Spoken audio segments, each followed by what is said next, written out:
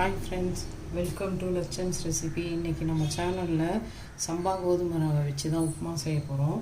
எப்படி செய்கிறதுன்னு பார்க்கலாம் வாங்க. ரொம்பவே ஜூஸியாக டேஸ்டியாக இருக்கும் இந்த மாதிரி காய்கறிகள்லாம் போட்டு செஞ்சோன்னா. இப்போ எப்படி செய்கிறதுன்னு போல லட்சன்ஸ் ரெசிப்பியில் சம்பா கோதுமை ரவையை வச்சு தான் நம்ம உப்புமா செய்ய போகிறோம். எப்படி செய்கிறதுன்னு பார்க்கலாம். நான் இப்போ இந்த கப்பால் 1 கப் ரவை எடுத்திருக்கேன், கோதுமை ரவை. காய்கறி பார்த்திங்கன்னா ஒரு பெரிய வெங்காயம் எடுத்து அரிஞ்சு வச்சுருக்கேன். 4 பச்சை மிளகாய், அது குட்டி குட்டியாக இருக்குன்றதுனால வச்சுருக்கேன். கருவேப்பிலை, குடமிளகா பாதி மீடியம் சைஸ்லேருந்து, ஒரு பெரிய தக்காளி கட் பண்ணி வச்சுருக்கேன்.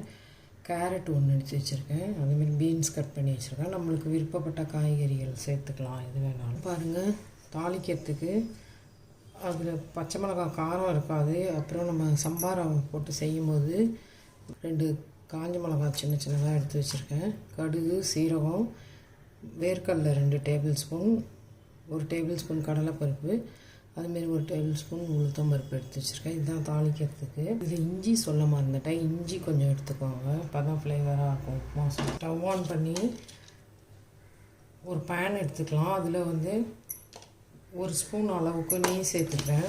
இந்த சம்பா கோதுமை ரவையை வறுக்கிறதுக்கு. நம்ம வறுத்துட்டு செஞ்சோம்னா நல்லாவே வெந்து வரும், வாசனையாகவும் இருக்கும் உப்புமா. இப்போ இந்த ரவையை வறுத்துக்கலாம்.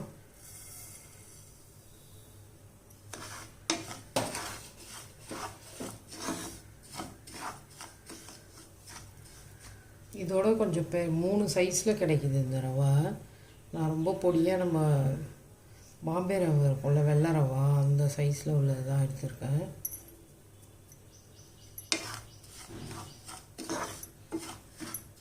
இது லைட்டாக ஒரு 2-3 நிமிஷம் வறுத்தா போதும். ஏன்னா ரொம்ப பொடியாக இருக்கிறதுனால சீக்கிரம் வறுபட்டுரும். நம்ம நெய் சேர்த்து வறுக்கிறதுனால உப்புமா நல்லா வாசனையாகவும் இருக்கும். ரவா வறுபட்டு வாசனை வர ஆரம்பிச்சிருச்சு. இந்த ஸ்டேஜில் நம்ம ரவையை எடுத்துடலாம். கையில் தொட்டால் தொட முடியாத அளவுக்கு சூடாக இருக்குது. இப்போ நிறுத்திடலாம். நம்ம உப்புமா செய்கிறதுக்கு நம்ம கடாயை வச்சிட்டோம். தேவையான அளவு எண்ணெய் சேர்த்துக்கலாம், சமையல் எண்ணெயை. எப்படியும் ஒரு 5 டேபிள் ஸ்பூன் அளவுக்கு சேர்த்துருக்கேன். இப்போ எண்ணெய் காஞ்சிருச்சு. கடுகு சேர்த்துக்கலாம். அது கூடவே கடலைப்பருப்பு சேர்த்துக்கலாம். இந்த வேர்க்கடலையும் சேர்த்துக்கலாம். இது பச்சை வேர்க்கடலை, அதனால் உடனே சேர்த்துட்டேன். உளுத்தம்பருப்பையும் சேர்த்துக்கலாம். சீரகம் சேர்த்துக்கலாம். இந்த காஞ்ச மிளகாய் சின்ன சின்னதாக போட்டுக்கிறேன். நீங்கள் உங்களுக்கு காரம் தேவை இல்லைன்னா இதை ஸ்கிப் பண்ணிவிடுங்க. காஞ்ச மிளகாயை இதில் ஒரு 2 சிட்டிகை அளவு பெருங்காயத்தூள் சேர்த்துக்கோங்க. உப்புமா நல்லா வாசனையாக இருக்கும். இப்போ பருப்புலாம் செவந்து வர ஆரம்பிச்சிருச்சு. வேர்க்கடலையும் நல்லா வெடிக்க ஆரம்பிக்குது. நல்லா வறுபட்டுடுச்சு.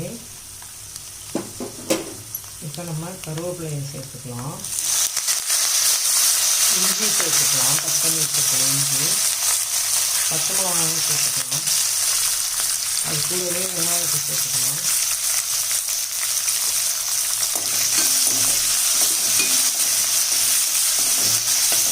இந்த மாதிரி சம்பா ரவை கோதுமை ரவைக்கு காய்கறி சேர்த்து எப்போவுமே செய்கிறது ரொம்ப நல்லது, சூப்பராக இருக்கும். பட்டாணி கூட சேர்த்துக்கலாம், உருளைக்கிழங்கு எது வேணால் சேர்த்து செய்யலாம். நம்ம டயபெட்டிக் இருக்கிறவங்க இந்த மாதிரி உப்புமா செய்யறதுல காய்கறி சேர்த்து செஞ்சு சாப்பிடலாம், ரொம்ப நல்லது. இப்போ பாருங்கள், வெங்காயம் இந்த அளவுக்கு வரணும்னா போதும், கண்ணாடி கலர் மாறினா போதும். நம்ம இந்த பீன்ஸ், கேரட் சேர்த்துக்கலாம்.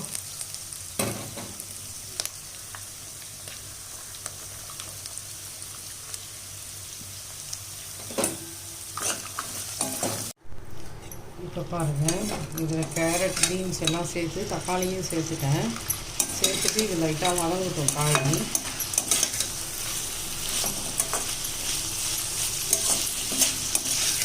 ஏன்னா இது சம்பா ரவை வேகிறதுக்குள்ள இந்த காய் நல்லா வெந்துடும், அதனால் லைட்டாக வதக்கினாலே போடுவாங்க. தக்காளிலாம் குழையணும்னு அவசியம் இல்லை. இப்போ இந்த ஸ்டேஜில் உப்பு சேர்த்துக்கலாம். உப்புமாவுக்கு தேவையான அளவு உப்பு சேர்த்துக்கலாம். நான் 1 டீஸ்பூன் அளவுக்கு சேர்க்குறேன். இன்னும் கொஞ்சம் சேர்த்துக்கிறேன் அந்த காய்கறிக்காக.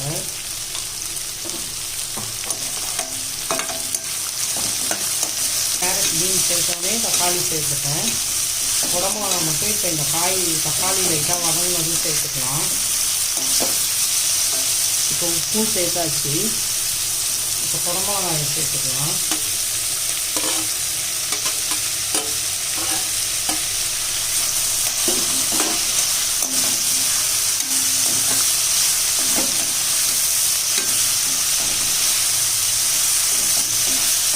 இப்போ குடமிளகாய் சேர்த்து 2 வதக்கிட்டு நான் இந்த கப்பில் தான் 1 கப் ரவை எடுத்துக்கிட்டேன், கோதுமை ரவை. இப்போ இதாலேயே நான் வந்து 4.5 கப் தண்ணி வைக்க போகிறேன். நமக்கு அப்போ தான் சாஃப்டாக ஜூஸியாக இருக்கும். நமக்கு குழப்பலன்னு வேணும்னா 4 கப் வச்சா போதும். உப்பால் நான் வந்து 4.5 கப் தண்ணி எடுத்து வச்சுருக்கேன், அதை சேர்த்துக்கிறேன்.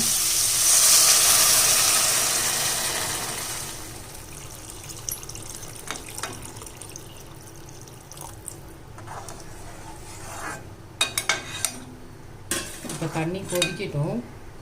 தண்ணி கொதித்ததும் நம்ம ரவையை போட்டு கிண்டிக்கலாம்.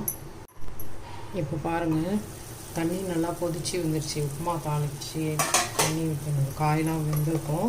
இப்போ இந்த கொதிக்கும் போது நம்ம ரவையை கொட்டி கிண்டிக்கலாம். இப்போ இந்த கோதுமை ரவையை கொட்டி கிண்டிக்கலாம்.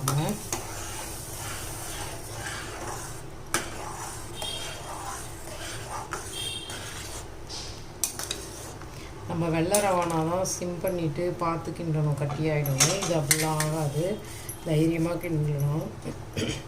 பிகினர்ஸ் கூட ஈஸியாக பண்ணிடலாம் அந்த உப்புமாவை, சம்பா ரவை உப்புமா.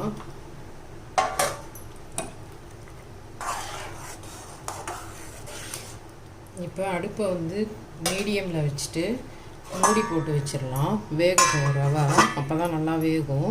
மூடி போட்டு வச்சுட்டு 2 நிமிஷம் கழித்து பார்க்கலாம். இப்போ பாருங்கள், உப்புமா நல்லா வெந்து வந்துருச்சு பாருங்கள், தெரியுதா?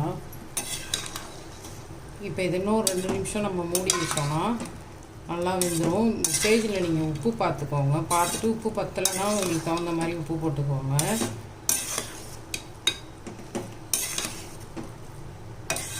நான் 1 ஸ்பூனும் கொஞ்சமாகவும் சேர்த்துருக்கேன் உப்பு, எங்களுக்கு போதும்னு. இப்போ இது மூடி வச்சிடலாம். ஒரு 2 நிமிஷம் கழித்து பார்க்கலாம், நல்லா வெந்துடும்.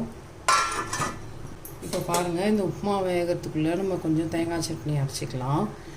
தேங்காய் வந்து அரை மூடிக்கு கம்மியாக, அரை மூடியிலே பாதி கம்மியாக எடுத்திருக்கேன். அதுக்கு தகுந்த பொட்டுக்கடலை அதே அளவுக்கு பொட்டுக்கடலை, பச்சை மிளகாய் ஒரு 3, நீங்கள் காரத்துக்கு தகுந்த மாதிரி போட்டுக்கோங்க. ஒரு சின்ன துண்டு இஞ்சி, கொஞ்சம் கொத்தமல்லி இலை, இது கூட உப்பு சேர்த்து இந்த சட்னியை அரைச்சிட்டு வந்துடுறேன். இப்போ பாருங்கள், சட்னியை அரைச்சிட்டு வந்துட்டேன். இதை தாளித்து எடுத்துக்கலாம். இப்போ உப்புமா ஓப்பன் பண்ணி பார்க்கலாம். பாருங்கள், நல்லா சூப்பராக வெந்துருச்சு உப்புமா. நீங்கள் 4 கப் வச்சிங்கன்னா உப்புமா பொலன்னு இருக்கும். இப்போ இது ஆறினோடனே பார்த்திங்கன்னா ரொம்ப சாஃப்டாக இருக்கும் சாப்பிட்றதுக்கு. அதனால் 1/2 கப் தண்ணி கூட வச்சு செஞ்சுருக்கேன்.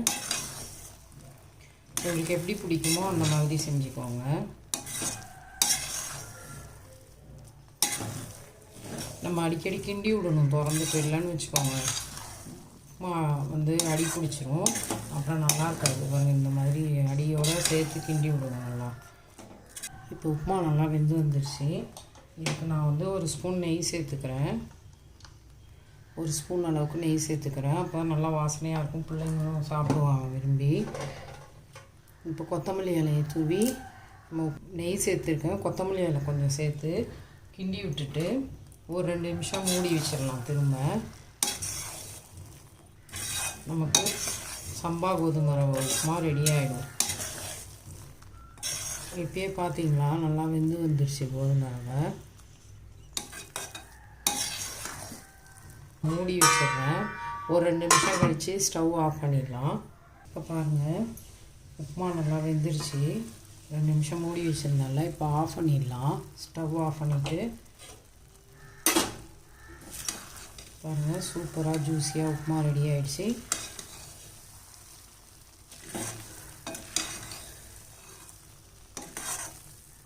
நீங்கள் கோதுமை ரவையெல்லாம் இந்த மாதிரி வேக வச்சு சாப்பிட்டா தான் டைஜஷனுக்கும் நல்லது. இந்த மாதிரி செய்யுங்க, ஆறுனதுமே உங்களுக்கு சூப்பராக இருக்கும் சாப்பிட. சூப்பராக சம்பா கோதுமை ரவை உப்புமா ரெடி ஆகிடுச்சு. நீங்களும் இந்த மாதிரி செஞ்சு பார்த்துட்டு இப்போ பாருங்கள், உப்புமா வேகிற கேப்லேயே சட்னி காமிச்சல அதெல்லாம் அரைச்சிட்டு தாளிச்சிட்டேன். இப்போ உப்புமாவை சர்வ் பண்ணிக்கலாம். இந்த மாதிரி செஞ்சு பார்த்துட்டு லட்சம்ஸ் ரெசிபியை லைக் பண்ணுங்கள், ஷேர் பண்ணுங்கள், சப்ஸ்கிரைப் பண்ணுங்கள். தேங்க்யூ.